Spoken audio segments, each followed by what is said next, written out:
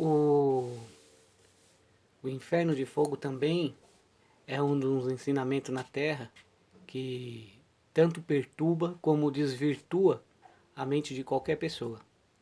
É um dos ensinamentos também que deixa as pessoas muito preocupadas, perturbadas e principalmente ansiosas e aflitas. Porque muitos pregam que o inferno de fogo é um lugar de tormento para onde todas as pessoas que morrem, né, vão, principalmente se for uma pessoa má. E outros grupos dizem que o inferno de fogo não existe.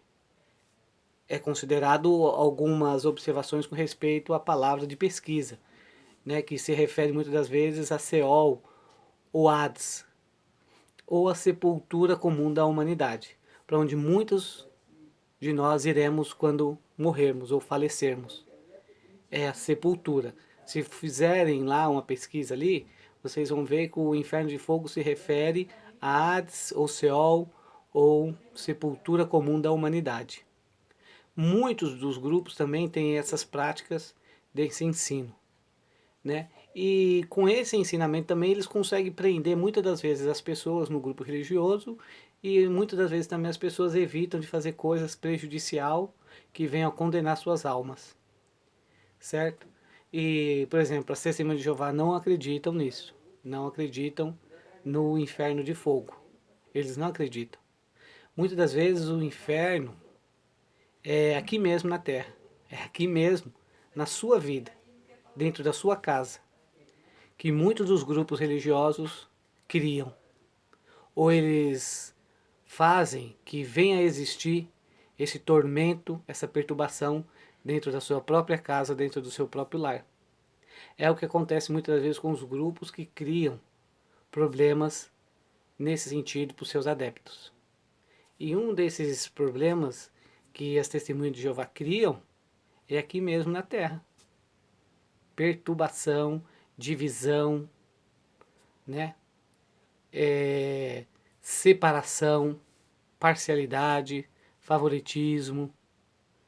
Então isso ocasiona aqui para nós o próprio inferno, ao qual se refere aí não a morte na sepultura comum da humanidade, mas sim o ditado comum que nós usamos quando nós falamos, vai para o inferno, que se dane você, né? Tipo assim, se referindo a, tipo, quando você está muito nervoso, você expressa essa palavra, vai para o inferno, me esquece, né?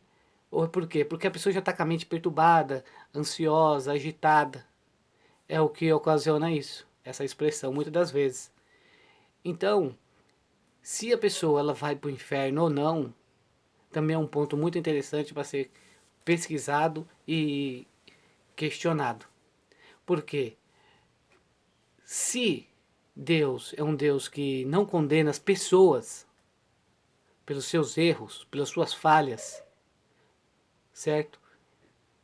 Que muitos grupos, como a Testemunha de Jeová, pregam que não existe o inferno de fogo. Então por que que vocês condenam? Por que que vocês condenam então os pecados, a prática das pessoas? Fazendo com que o próprio inferno se torne na vida da pessoa, dos seus amigos, parentes, vizinhos. Se Deus ele é um Deus de amor, um Deus perdoador, compassivo. Sim, claro que existe uma punição, algo que Deus vai corrigir, que ele vai disciplinar as pessoas. Mas dar um empurrãozinho para a pessoa ir para a sepultura, ou na pesquisa, né, no Hades ou no Seol, ou para o inferno, por que que vocês fazem isso? Dar um empurrão para ela ir para a morte? Porque quando nós, ou quando vocês condenam ou subjugam alguém, vocês estão como que empurrando ela para a morte. Deixando ela com depressão, certo? Desânimo mental, desgosto de viver, desgosto da vida, tomando remédios antidepressivo e um monte de outros remédios aí que ocasionaram isso na mente dela, por causa do grupo religioso. Não foi? Não é assim que acontece? Se Deus ele é um Deus perdoador, ele é compassivo, ele disciplina sim, a Bíblia fala que ele disciplina, que ele ajuda a pessoa a se recuperar, a se levantar, certo? Toda disciplina é boa da parte de Deus, mas nesse sentido de aplicação, empurrando a pessoa para o desânimo, jogando ela para os predadores, os lobos, os opressores, os extorsores. É isso que Deus faz? É isso que Deus ajuda você a fazer? Empurrar ela para o inferno nesse sentido? Lembrando que o inferno, a palavra inferno significa Seol, a sepultura comum da humanidade, ou Hades, empurrando ela para a morte, certo? Empurrando ela para o inferno.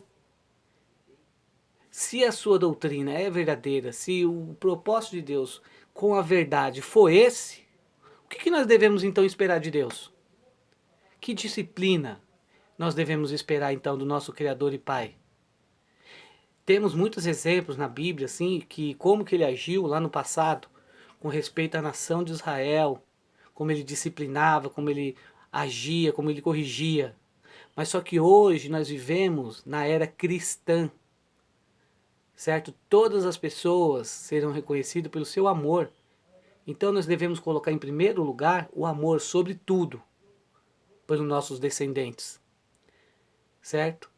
Então, quando nós colocamos em prática esse princípio ao favor de nós mesmos, com amor, aí sim nós agiríamos com o senso que o nosso Criador espera.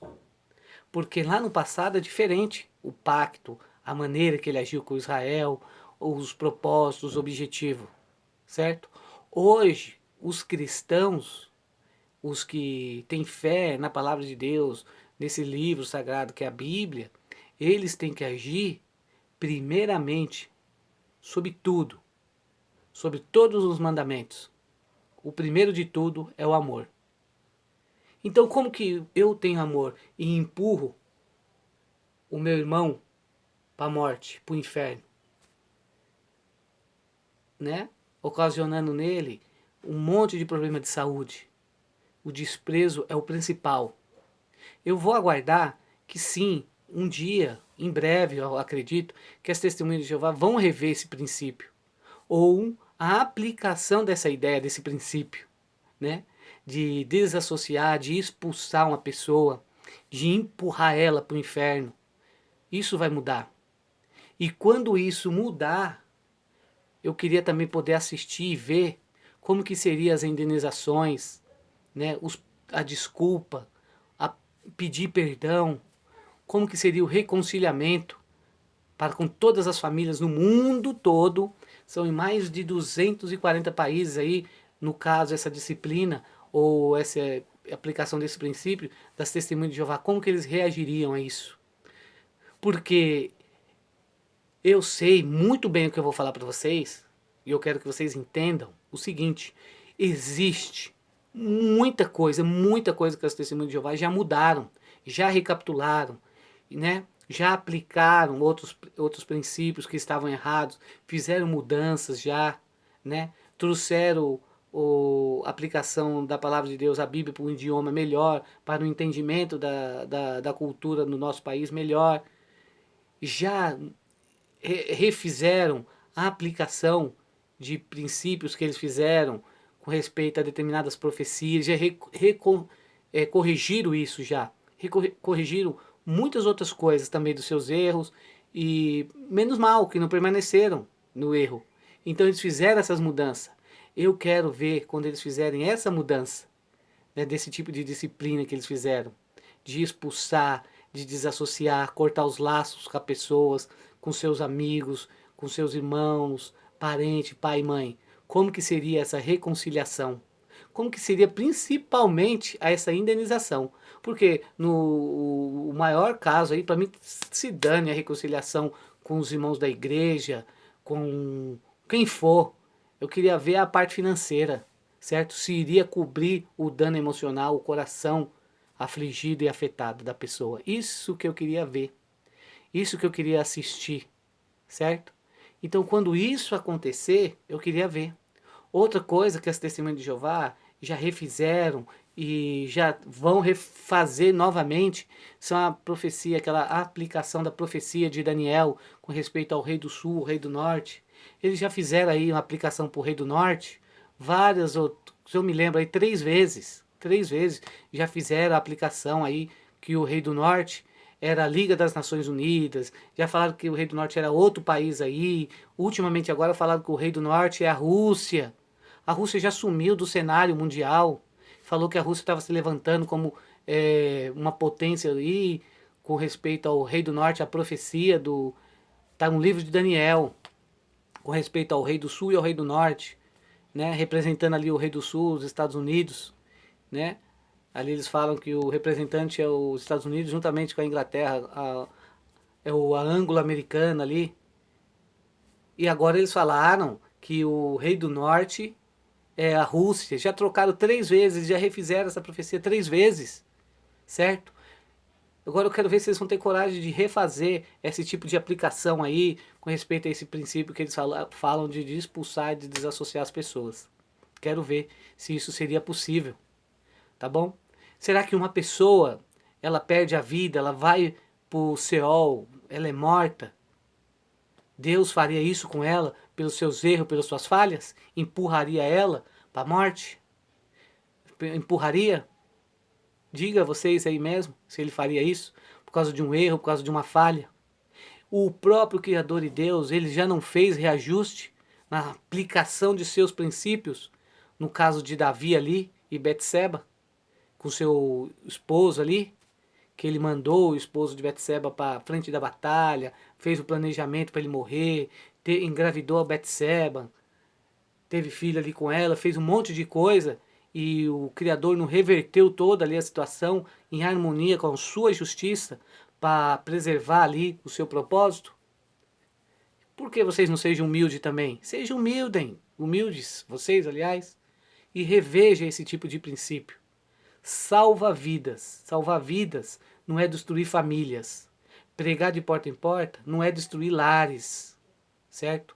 Ter conhecimento da Bíblia, principalmente, certo? Não é desvirtuar a mente de um dos membros da casa, certo? Levar ele para destruição ou empurrar a família dele contra ele para destruição dele. Então o conhecimento é para salvar vidas. As informações da Bíblia é para dar uma esperança para as pessoas. Fica aí então o conselho e o apoio aí para todos, que vocês observem, façam as observações, façam os seus comentários aí, positivo, negativo, porque o objetivo é esse, certo? Vocês se expressarem. O ponto de vista de vocês, ó. Expressem, falem.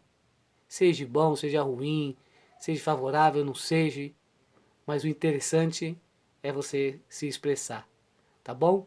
Lembre-se sempre também que os seus comentários são bem-vindos também, positivos ou negativos.